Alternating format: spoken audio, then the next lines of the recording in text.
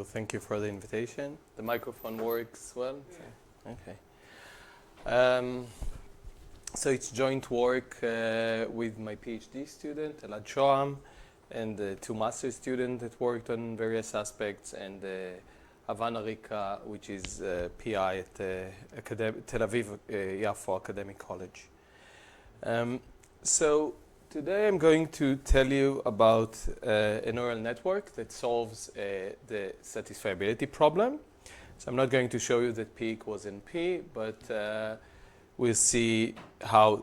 So that's the paper. It's called Learning SAT from a Single Bit Supervision, and it was published in.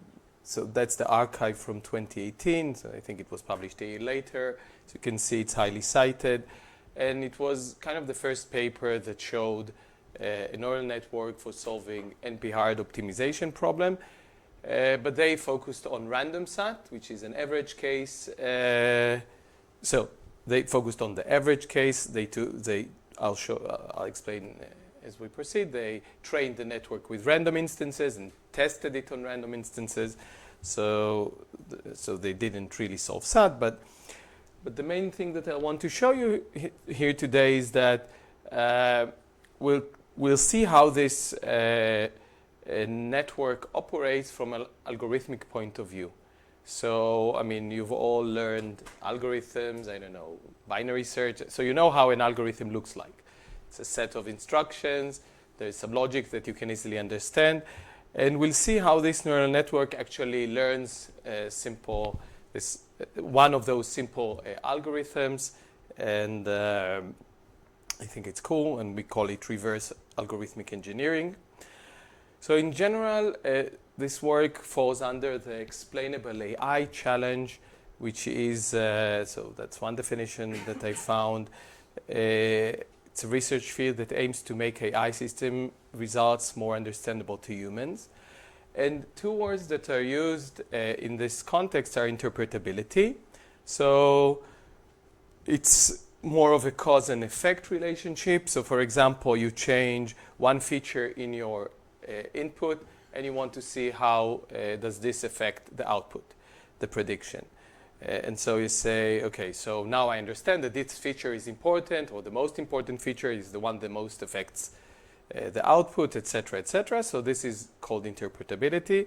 And explainability is more of trying to explain, for example, how a neural network works from a human perspective, in human terms, in abstract terms. But I think those two terms are also used interchangeably and not. So these are just definitions that I found in papers. And we are going to focus on explainability. So why do we need to explain algorithms? So suppose I have these amazing algorithms with high accuracy. Why do I care how it works? So here is an example. If I knew how the algorithm works, I would avoid an awkward situation, right? So we have this table, and it predicts cancer just on the patient ID. Which is not what we really want. And if the algorithm could spit out and say, yeah, this is the feature that's most important, the patient ID, then I understand that I have to remove it from my train set. And of course, as humans, we trust more when we understand why. And also, we'll see today that if the network learned something interesting, maybe it's a new algorithmic concept or an idea that we can incorporate back into handcrafted routines or new research hypotheses, and so on. So, methods of explainable AI. So the first and foremost, I think it's visualization. So you see it almost in every paper, either a clustering or PCA plot. So you plot an embedding or you plot your features, because we as humans are very geared visually. So this is one of the basic methods. Feature importance, for example, the SHAP values,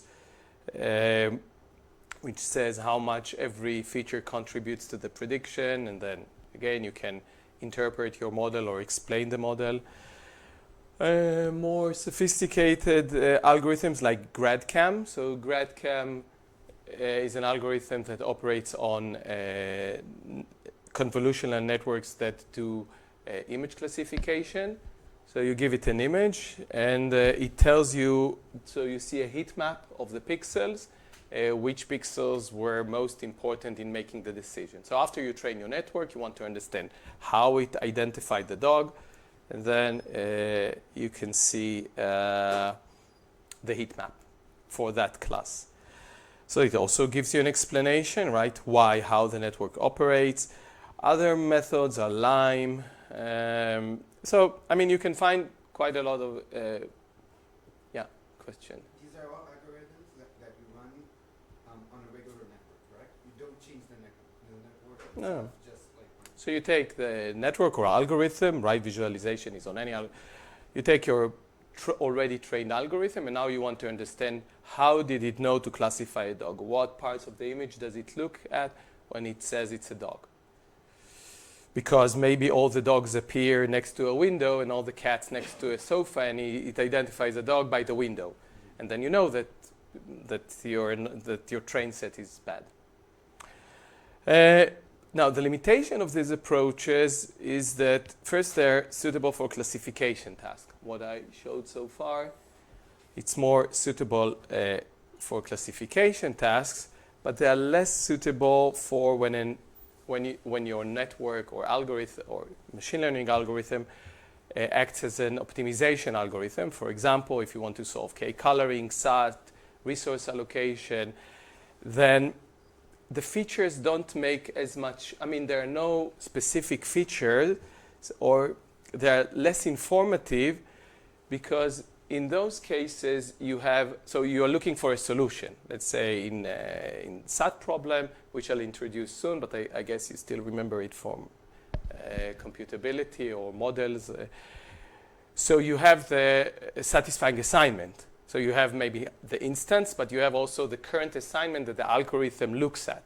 And so to understand what's the next step of the algorithm, you need to know that assignment, which is not a feature in some sense, it's a hidden state. So it's a bit more complicated.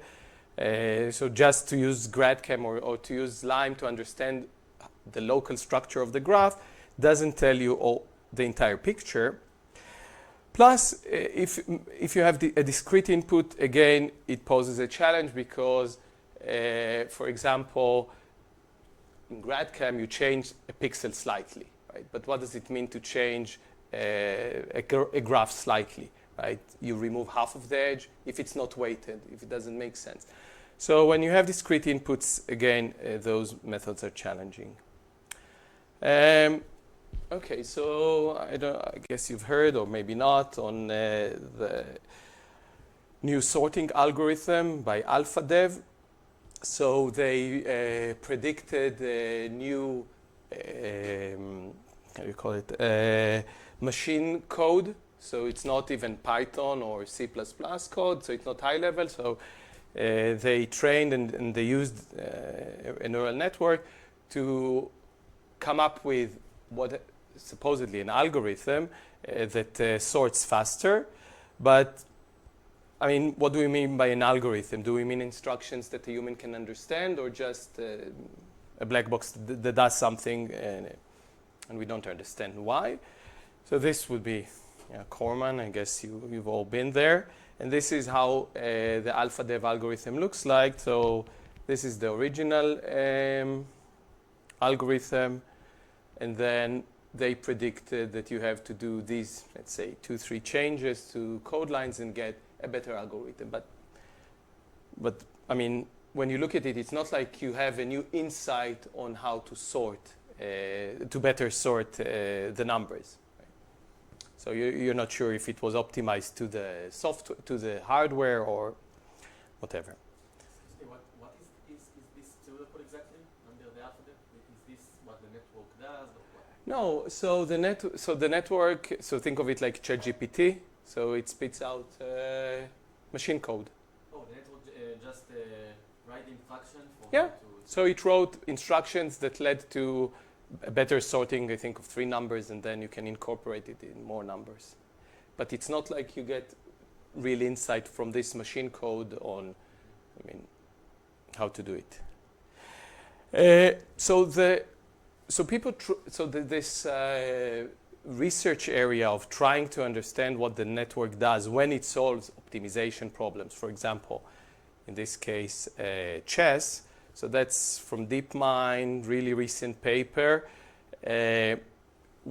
so they introduced this thing called concept learning, or they study concept learning. They have the algorithm AlphaZero, and here they show what do they mean by concept learning. So they have this chess configuration, and the algorithm predicted the next move to be something else than what most people would do, or masters.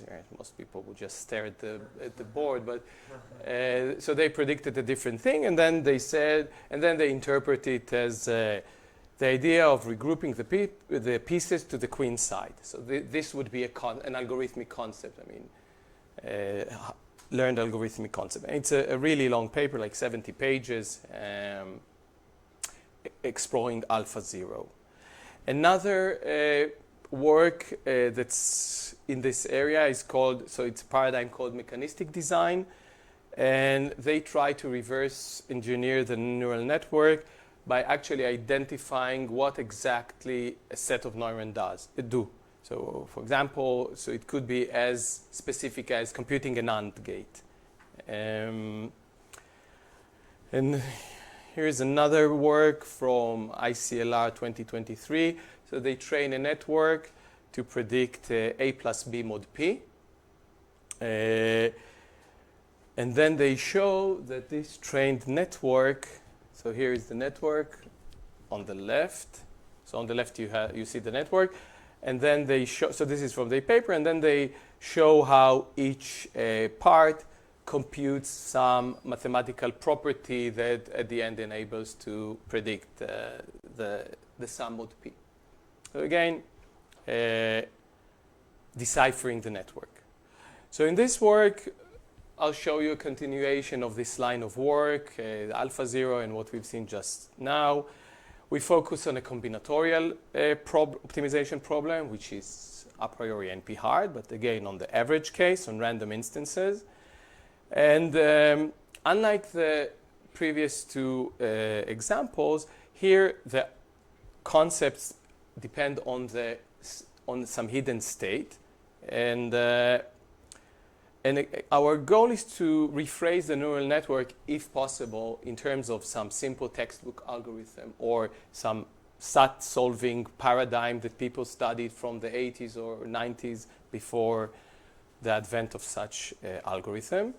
So to do that, we will need to identify algorithmic concepts and combinatorial properties that the network learns, and maybe not exactly care how the network learns those properties, but to see that it did so. And then we can ask questions. So do we have a new algorithmic concept, or maybe just learned whatever smart people in the area came up with years ago? And that's, let's say, the natural thing to solve random SAT. If you want to solve random SAT, this is what you have to do. Okay. So just a brief recap on the SAT problem. So this is Cook and Levin, who proved that it's NP hard. So a CNF formula is composed of variables. So you have Boolean variables and variables. And you have literals. So a literal could be a variable or its negation. So if x and y are assigned to true, then x is true and y bar is false. Okay, and then you have clauses. So clauses are disjunction of literals. So here we have a to clause, to meaning it contains two literals. So you have an or, and then a CNF formula is just the end of all those or clauses. So in every clause you have k literals. So here it's 2, but we will study 3 SAT because 2 SAT is in P, and it's an easy problem. And so you have 3 different literals, and each literal, as I said, either variable or negation. And you say that the formula is satisfiable if you can find an assignment to the variables that simultaneously satisfies all clauses, because there is an end between the clauses. So to satisfy the entire formula, you need to satisfy each clause separately. Now, why is it hard? Right? Because if y here is true, right, every OR gate needs to be satisfied by at least one true literal. But if I set y to true, then here it's false. So there are dependencies, and the formula is complicated. It's not like a tree, the graph of the formula. And there are many ways, many heuristics how to find an assignment, or you can do an exhaustive search. So there are exact algorithms that always promise a solution, and they do maybe variants of the exhaustive search. Some are more smart, but okay. So this is a CNF satisfiability, and the SAT problem. So we can think of three SAT. So given a 3 CNF formula, the decision version is to decide if it's SAT or not, and the search version is to find a satisfying assignment. And it was proven to be NP hard, and this algorithm here, learning a SAT solver from a single bit supervision, was an algorithm to predict satisfiability. So they trained the network for the decision task. So given a formula, we'll see in a minute how it represents a formula, decide if it's satisfiable or not. So the algorithm is a GNN, and it makes sense because SAT is basically it's a graph problem, a hypergraph problem. So here again, it's so we see the way that SAT is typically represented as a graph, and it's called the factor graph. So in this case, it's a bipartite graph, but you can also, if you take out the clauses, and so there are two ways to look at it, either as the variable graph or this factor graph. For the algorithm, it's more convenient to look at it as the factor graph. So you have the clauses on one side, you have the variables on the literals on the other side, and you connect a clause with a literal if the literal appears in the clause. So for example here, if I have this clause in my formula, then C1 connects to X1, it connects to X2 not, and it connects to a typo, to X3, so remove the bar, so it connects to X3. And dashed just means that it's the negation, just for you to be easier to see. So this is how a SAT formula is represented as a graph. And this is, and NeuroSAT is a message passing algorithm. So it looks a bit, maybe many details, but you have the literal messages and the clause messages. So in one iteration, all the clauses compute a message, which is an embedding, and send it to the literals. Right? So each clause sends the message to the literals that it appears in, that appear in it. And in the next timestamp, all the variables compute a message and send to the clauses. So the literal messages, so LU is an LSTM, and C message is a feed for a fully connected network. So, I mean, it's not super important to go inside the details. What you see is that the ways the literal compute the message to the clauses, so there is the hidden state of the LSTM. It takes into consideration also the embedding of the negated variable, right, which makes sense because you don't want X and X1, X and X naught both to be true, right, because that would be a contradiction if you think about trying to solve SAT. And the main part is this, right? So the message of the variable to the clause is some computation over the messages of the clauses that the variables appear in. So here, this is the adjacency matrix, and this matrix multiplication guarantees that you only look when the clause computes a message. It only looks at clauses in which it appears, on the messages from clauses from the previous iteration. And similarly, the clause messages are computation over the literal messages. So you have this back and forth messages, which are what the LSTM predicts. And that was the original paper. And what they showed, so first they computed so they trained the network. I'll show you in a minute how they trained the network. Can you please explain why it is an LSTM? This is the original paper. So it's a 1 unit LSTM. What's a time sequence? Um, Because I don't see a time sequence, I just see calculation of all the messages and send. It's a graph neural network. right. I mean, this is the original paper. In the original paper, they used an LSTM unit. So in every iteration, you insert to the LSTM what happened in the previous iteration, right? So C at time t plus 1 is the hidden state and the messages from the previous I state. see. So the sequence is the number of iterations of this Exactly. algorithm? Exactly. So you run the LSTM manually but with these iterations. So you feed what you received from the previous iteration from the literals. And what's the stopping condition? It could be the max number of iterations. So in the paper, they ran it for 26 iterations. Why? You can check, so the next slide. If you project the embedding, the 128 dimensional embedding using PCA, you see this picture emerging.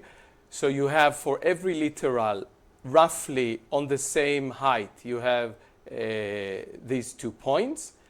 And the way they derive a satisfying assignment, so the network is for prediction, right? But from the embedding, what they observed is that you can derive, in some cases, a satisfying assignment by taking whatever is to the right of 0 as true and false. So here you would assign x1 not to be true, meaning that x1 is false. And they showed that in most cases, when it predicts satisfiability, it can also, so this also recovers a satisfying assignment. So what was again the question? So the stopping condition could be when this gives you a satisfying assignment. So in every iteration, you check whether you have reached a satisfying assignment, and if you did, you stop. If not, run for 500 iterations. So again, this was the original paper, and they reported accuracy, they reported this finding, and of course they didn't understand how it operates, what's special about this shape. I mean, they could have received any other shape or whatever. Now, this is a PCA projection, and PC1 explains 90% of the variance.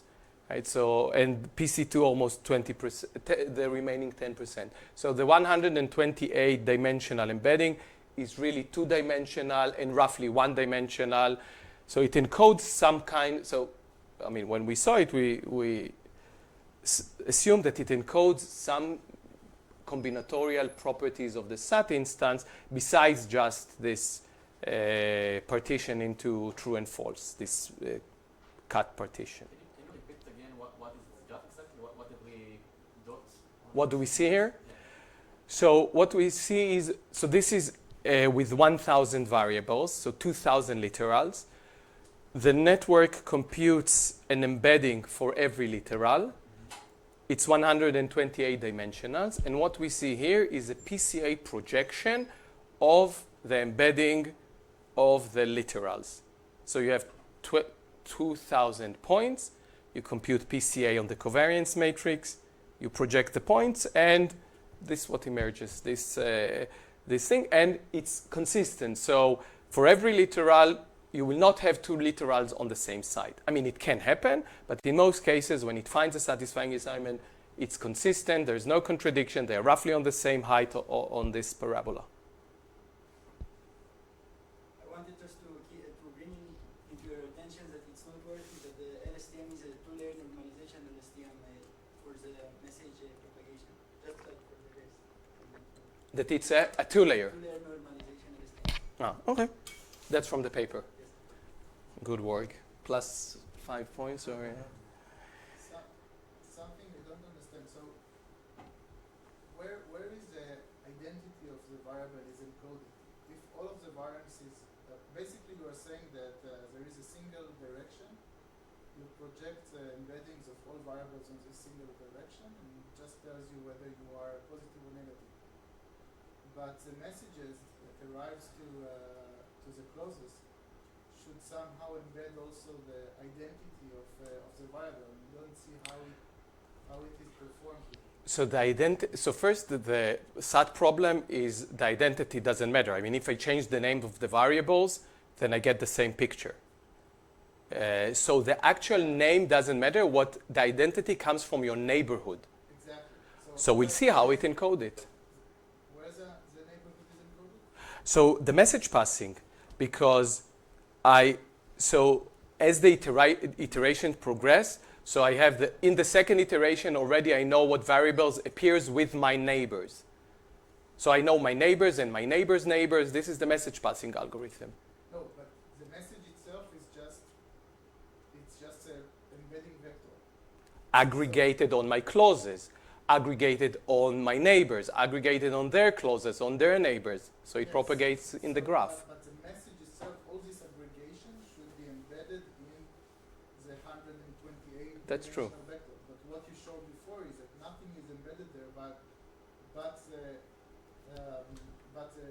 one bit of whether it's assigned positively or negatively. So we'll see what other information is embedded here. This is what we found, that there is information about the identity of the variable which is encoded, because otherwise you say, why not just 2 dots? Yeah. So this is why I'm here to tell you. I mean, what else does it find? Because when we saw this, as you said, we said, why do you need this elaborate parabola if it just encodes true false? Okay, so I'll just briefly say how it was trained. So you need to generate a train set. Now, SAT is an NP-hard problem, so, I mean, there's no polynomial time solver. So what they did, first they used an exact, so they trained it on pairs of instances, one satisfiable and one unsatisfiable, and they differ by one clause. And the way they did it, generated those pairs, so you start with an empty formula, and iteratively you add a random clause. And if you slightly know about random SAT, so at some point the instance becomes over-constrained and unsatisfiable. So you add clauses, and after, so if you have n variables, so roughly after 4 n clauses, it becomes unsatisfiable. And then you can just look at the last clause that you added, remove it, and you get a pair of very similar formulas. One is SAT, one is unsat. You know the labels, and you add both to the train set. And this is what they did. Now, since they used an exact solver in every iteration to see if it's SAT or unsat, they used really small instances. So n was between 10 and 40. They generate millions of pairs, but very small instances. And so in the SAT and SAT threshold asymptotically is 4.26 in 3SAT, but for such small instances you get a variability of thresholds.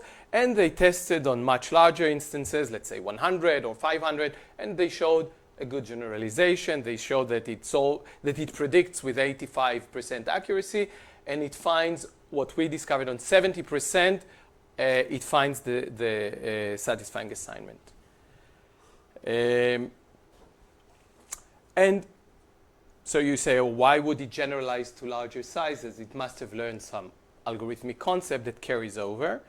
And also, what we have observed that you have poor generalization on non-random SAT instances. And again, if you understand how it works, you understand why it doesn't generalize, let's say, to non-random instances. Okay, so here is the meta-algorithm that I suggest, and we'll see that this is roughly what NeuraSAT learns.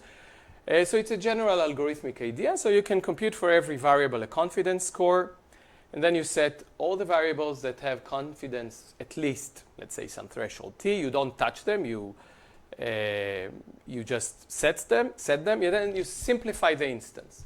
So hopefully you you got those one right because you were confident and it was true, so you got them right. You simplify the instance, and then you remain with a small and easy, let's say, hopefully easy SAT instance. And then you can do one of two. So first you can repeat. So you can take the residual formula, again, compute confidence, simplify, set the above some threshold, simplify until you remain with an empty formula. And this is the belief propagation decimation algorithm. So you run BP, let's say on the factor graph. For every variable, you get the probability that it has to be true, the marginal over all the assignments. And then you just set the variables that where the probability is close to 1. You simplify, repeat. Or another approach, for example, an algorithm from the Middle Ages, Noga Alon and Nabil Kaale. So they proposed the spectral algorithm for graph coloring, which was then adapted to random SAT. And they have a different approach. They say once you've set the majority of the variables, remove them and just use exhaustive search to set what's left. And they show that for random SAT, what's left are just trees, and you can independent trees, and you can solve them. Okay, so have this meta algorithm in mind, and now for the juice of the talk. So the confidence comes from a notion which is called support in SAT. So we didn't invent this notion. It was discovered, as I said, early 2000 when researchers tried to analyze random SAT and prove that an algorithm finds with high probability satisfying assignment, all those nice theoretical work. So here's the definition. So we say that a variable supports a clause with respect to an assignment. So the support of a variable is the with respect to an assignment, it's the number of clauses that it satisfies uniquely. So here is an example. So assume that my assignment is the all true assignment. It's not necessarily a satisfying assignment. It's some assignment, maybe my starting point, the all true assignment. Now I have two clauses. This clause evaluates to true, false, false under the all true assignment, and this one to true, true, false.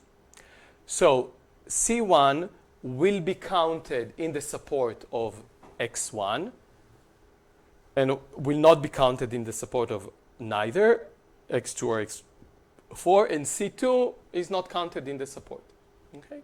So the support with respect to a current assignment is I'm just counting how many variables for every clause. It's the single one to satisfy.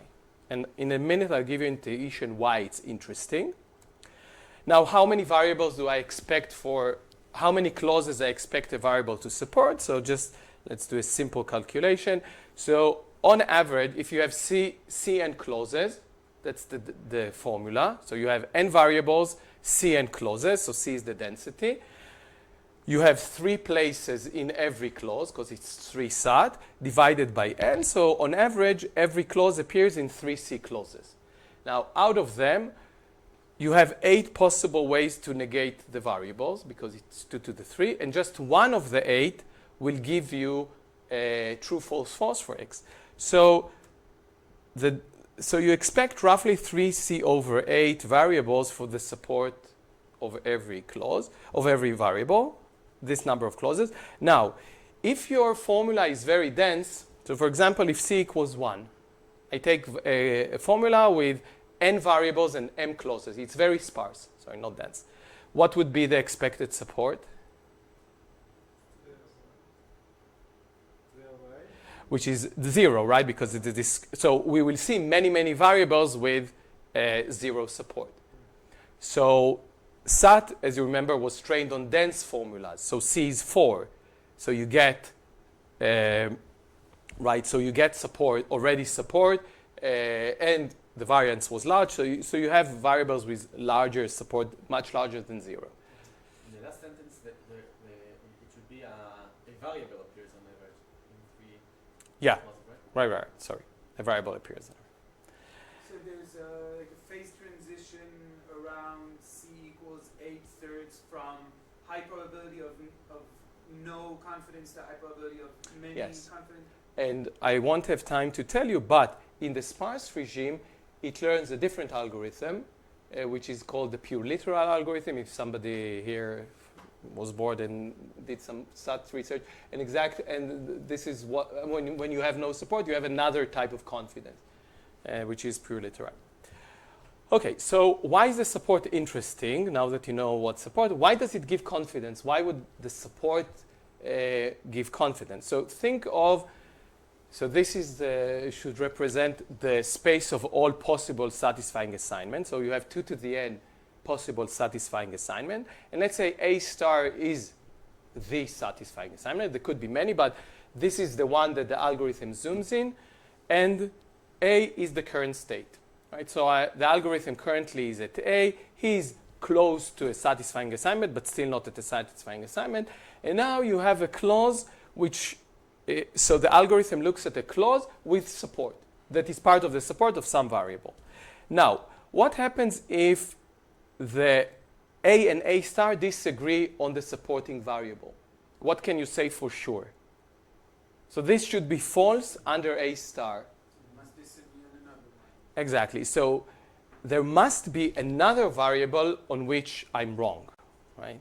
So if I'm a variable with a large support, and so if the algorithm sees a variable with a large support, plus it believes that it's close to a satisfying assignment, then if I'm wrong on that variable, then I must be wrong on many variables. Now, if they also happen to have a large support, so it's like a snowball, right? So you also have to believe their assignment, and then all the variables in the support of their assignment, and so on. What do you mean by close to a satisfying assignment? In humming distance.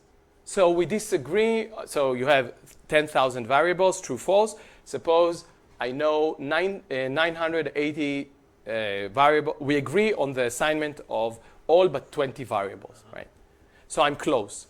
And if I believe that I'm close to a satisfying assignment for some reason, then it makes no sense for me to flip variables with large support, because then it means that I'm wrong on there or on another variable, and maybe they have a large support. So on there, and so I get this snowball effect, so it means that I'm very far from a satisfying assignment because I'm wrong on many variables. Isn't it relevant that other variables that are the same class of the variable we're looking at? Have also large support. Yeah, but it could mean that there's like a variable with a large support, but each clause he shows in has the same other variables in the same clause. This will not happen in a random formula. Right. So that's the intuition. The intuition is that for other clauses, if I'm wrong on one variable, it doesn't tell me anything. But for these special type of clauses of the support, it tells me that I'm for sure wrong on another variable. And therefore, so this was used in random SAT research. So 2003, A.B. Flaxman adapted the Alon-Kahal algorithm and showed this. And then in my master's thesis with Uri Feige, we had a local search algorithm also based on the support. And in 2008, a very nice paper that showed how the set of satisfying assignments for random SAT clusters into clusters of satisfying assignment. And in each cluster, most of the variables are frozen.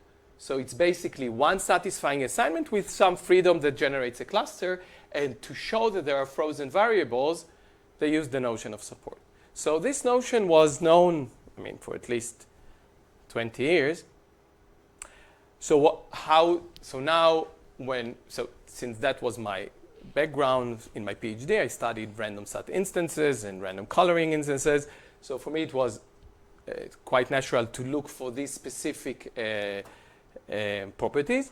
And now we'll see how Neurosat actually encodes and computes the support of clauses. So what we see here is the literal projection. So remember, the variable message is some kind of aggregation over the clause messages from the previous iteration. So it makes sense to look first at the clause messages. So what we see here is the projection of the clause embedding. And what we see here, 3 colors. So variables that have support with respect to the current assignment are colored blue, and then 2 literals, and then 3 literals. So you see that Neurosat actually encodes the number of satisfying variables, and most importantly, again, you see this PC1 positive negative. So you have a positive value, like a warning, or it fires a warning, I'm a support clause, or a negative value when it's not. So if you think of a sigmoid gate, then when you get this positive value, it remains, and when you have a negative value, somehow it goes to 0. So that's the clause part, and now we'll see how in the iteration. So what I'm going to show you is a video how, so every image is an iteration of Neurosat from the first iteration to the 500 iteration. What happened, so we don't see the clauses, we just see the variables. So the color coding is by the support. So variables with 0 support are blue, 1 are pink, and as you go along the PC1 axis, so you can, it's symmetric, you can just cut it at 0. As your eyes move along the PC1 axis, what we see is that Neurosat actually encodes this property. The larger the PC1 value, the larger the support. And we computed the Spearman rank correlation between the averages of each cluster of color, and it's almost 1. So using this information from the clause, so the clause understand that it's a support. We'll see in a second why. And then the variable aggregates all those warnings if they exist, and so it goes in rounds. Now we'll see a failed iteration. What happens when Neurosat is unable to predict correctly and to find a satisfying assignment? So what we see here is a complete tohu vavohu. I mean, you can see that support 0 is near the 0, but you see a lot of noise. So the color coding is the true support, and we see that it converges much more slowly, and it has many mistakes. I haven't shown you, I'll show you in a second how it uses the support in the algorithm. But at least, so it doesn't encode the confidence, this support confidence right. So this is when it fails. So at least we can now understand what happens when the neural network succeeds in finding an assignment, what happens when it fails. Okay, so let's recap this support computation cycle. So we know from the original paper that the literals encodes the true-false property. Now, if a clause knows which variables are true or false, right? Again, it's a positive negative. So if I have only one positive variable against 2 or 3, then I know the difference, right? So then I can they will sum up differently. So the clause message aggregates those true-false signals, and then it can compute the support. Exactly how? We are actually looking at it now. I mean, looking at the activations of the network to see. But from an algorithmic point of view, so mechanistic design is what I showed you, is actually looking at the network and deciphering exactly how it does this aggregation and how does it exactly compute, knows the support. But from if you zoom out, you just understand from the projection that this is what it does. And then the literal messages sum up those warnings, compute the support, sum up the clauses that compute the support, and then they get this encoding back. And this cycle revolves as the iteration progresses and as the GNN computes this message passing algorithm. Okay, so before I describe the algorithm in a simple way, this neural network, a few more facts, but first a question. Yes? I wanted to ask regarding the chaotic behavior. I wanted to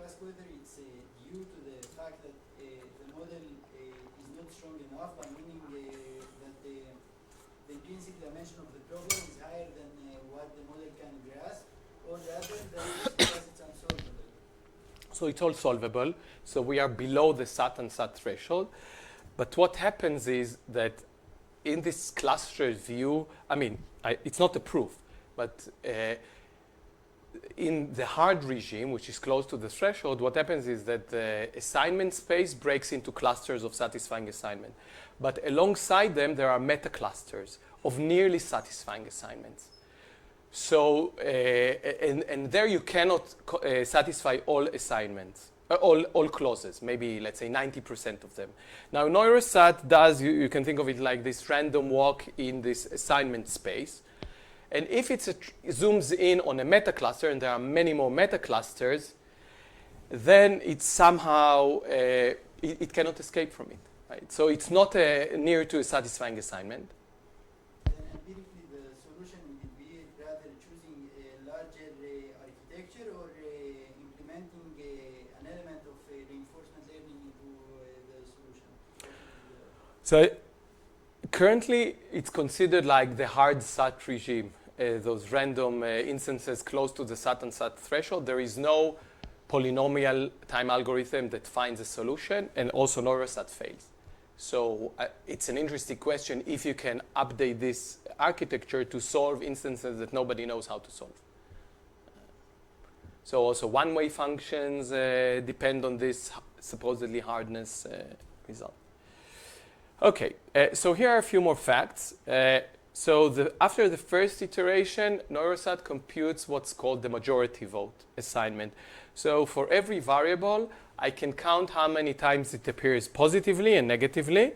And so suppose I have a SAT algorithm and I need some starting point. So I can start with a random assignment, but maybe it makes more sense to have this greedy step where you assign a variable according to the majority vote. So if x1 appears more positively than negatively, I will assign it true.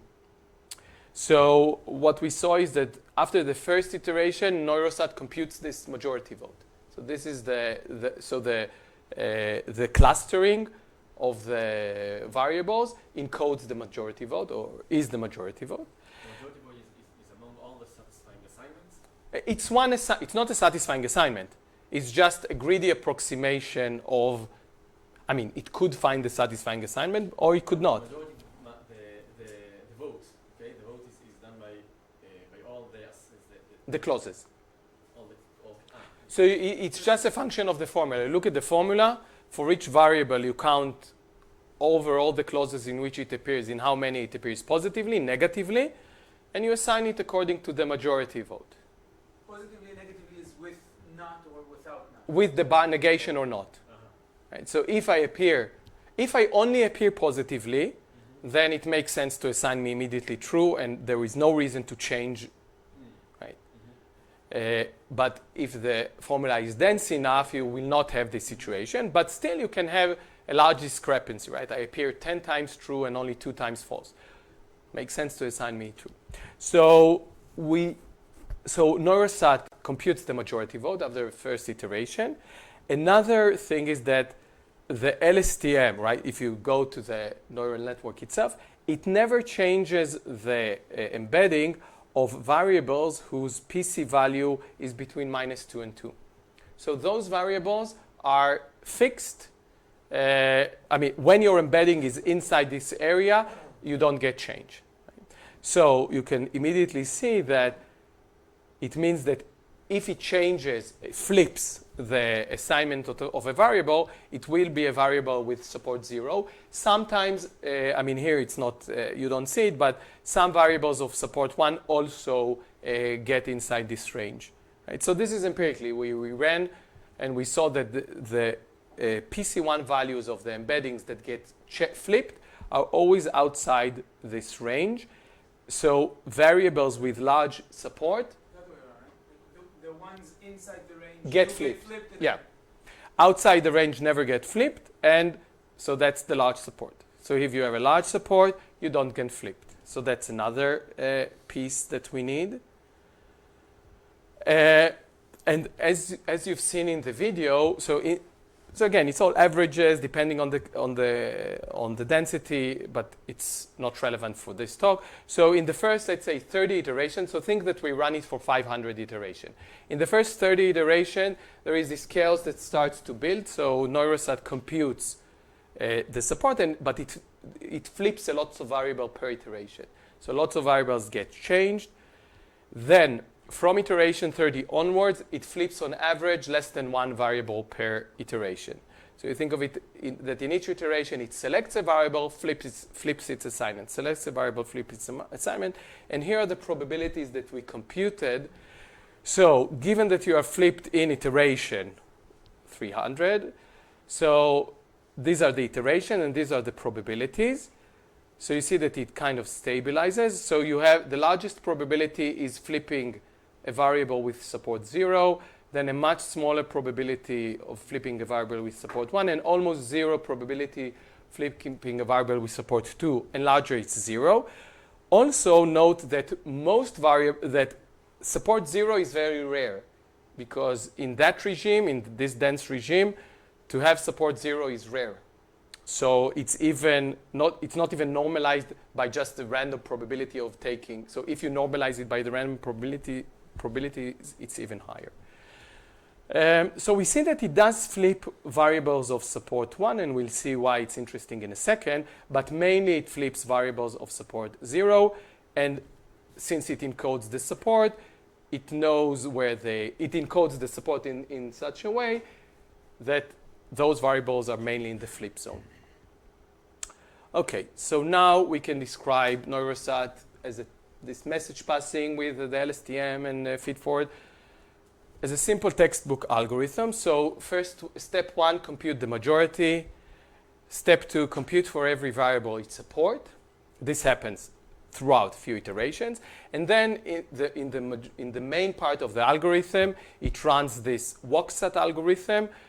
So while you still have unsat clauses. So it doesn't check. You can check at each iteration if you hit a satisfying assignment and then stop. So while you're still not at a satisfying assignment, you flip a random variable that minimizes the number of unsatisfied clauses. So according to this probability, right? So you opt for the variable with lowest support. Sometimes with some probability you take support 1. So this happens in the first iteration, then roughly 30 iteration, and then at the rest of the time it does this weighted random walk-sat algorithm. And as I said, this is a well-known algorithm, Metropolis algorithm, the walk-sat algorithm. The walk-sat algorithm starts with a random assignment, and in every iteration, I mean, there are some variants of greedy rules, but basically it chooses a clause that it thinks it's the optimal clause to flip a variable in it, and it flips it. And the typical variant is that you flip a variable that causes the minimal loss of other satisfied clauses, which is just saying that the support is the lowest. And with some probability, you make a random move. That's another variant. Okay, so basically, we were able to write Neurosat as something intelligible for humans, which relies on concepts that have been around in the SAT research for years. So one question is, okay, so did we learn some insight from Neurosat that we can improve some handcrafted algorithm? How about this concept of support? Does it apply to other SAT distribution? I mean, is it useful? Maybe there are other concepts that you can learn from this concept. So to answer the first question, so we took this blend of some probability. So most of the time you flip support 0, but with some probability you flip support 1. We checked the probabilities of Neurosat, and we just ran the walk-sat algorithm, but now with this new greedy rule of mixed probabilities. So in green you see, so what you see here is the iteration of walk-sat. Here you see the percentage of SAT clauses. In black you see Neurosat. It converges much faster than all the walk-sat algorithms. Walk-sat it's like a toy algorithm, but it's very popular in research, and again, as this algorithm that you can finish a simple formula with. So in green is the classical Waksat algorithm, which chooses the variable with lowest support with, let's say, 90%, and with 10% probability, it makes a random move to avoid local minima. And in red, you have the variant which always chooses the variable with lowest support. And in green, in blue, we see our algorithm that exactly took the probabilities from Neurosat. So they all converge, so they all succeed or not succeed at the same instances or at the same threshold. But we see that doing this trick, you converge faster, right? So, so it was, I mean, it's a nice, at least a toy demonstration how you can take an insight from a neural network, update an algorithm and get, let's say, a faster conversion. Another thing that we saw, which is interesting, is that Neurosat, because it understands the concept of support, it understands the concept of frozen variables. So I have a mistake. It's frozen variable. So what do I mean by a frozen variable, and what do we see here? So a variable is frozen if it takes the same assignment in all satisfying assignments. Now, we checked another distribution, which is called the planted SAT distribution. So in the planted SAT distribution, you first decide on a satisfying assignment, which is going to be satisfying. And then you only include clauses at random that are consistent with this assignment. And so you can include as many clauses as you want because there's no SAT and SAT threshold, right? It's always your formula is always guaranteed to be satisfying because at least this one assignment is always going to be satisfying. And then again, it's a known toy distribution because then you hide the satisfying assignment from the algorithm and you say, give me some satisfying assignment. So many questions, does the fact that I planted an assignment makes it easier for the algorithm to recover maybe this assignment or something in the vicinity? The answer is yes. But the thing is that this allows you to take very dense instances. Now, as you increase the density, what happens is that this assignment that you planted becomes basically the only satisfying assignment. So it's this and maybe a small cluster around it. So what we see here is a regime where 80% of the variables are frozen. So 80% of the variables take exactly the same assignment as the planted in all satisfying assignments, and 20% of the variables are free. So you still have an exponential number of satisfying assignments, but they're all clustered around the planted. And then what we did, so there is a way to identify the frozen variables with high probability. So now you're talking about thousands of variables and a very dense formula. So you can't run an exact solver. It's computationally impossible. But if you look at theoretical research, then I'm not going to go into details, but there is some combinatorial properties that guarantee that with high probability, the variables that you selected will be frozen. So we took this planted instance. We identified with those polynomial time properties the set of 80% of frozen variables. And then we added a clause that all three variables are flipped. So you have this huge satisfiable formula. And at the end, just one clause where the three frozen variables are flipped. And we gave it to Neurosat, and we looked at the embedding. So you see that for such dense instances, there's no parabola shape, so the embedding looks different. It doesn't really encode, I mean, it encodes the support, but in a different way, and it also makes sense because the end of the LSTM is this hyperbolic tangent gate, and it squashes like very large. So if you have 30 clauses of support, or if you have 15 clauses of support, it will look roughly the same. So it's all, so it's the right partition, true, false, but the support is not, it's encoded differently. But what you see here is that it actually found out of thousands of variables, those 3 variables that we flipped. And the concept of frozen variables comes from the support. So the concept of support is the concept that you use to identify the frozen variables. And so somehow it says, no, the support should be 0 for this variable. They cannot have a large support because I know that they should be unlike the planted. And these variables are their immediate neighbors. Right? So if I flip them, I also have to flip their neighbors. So we actually identify these and their neighbors.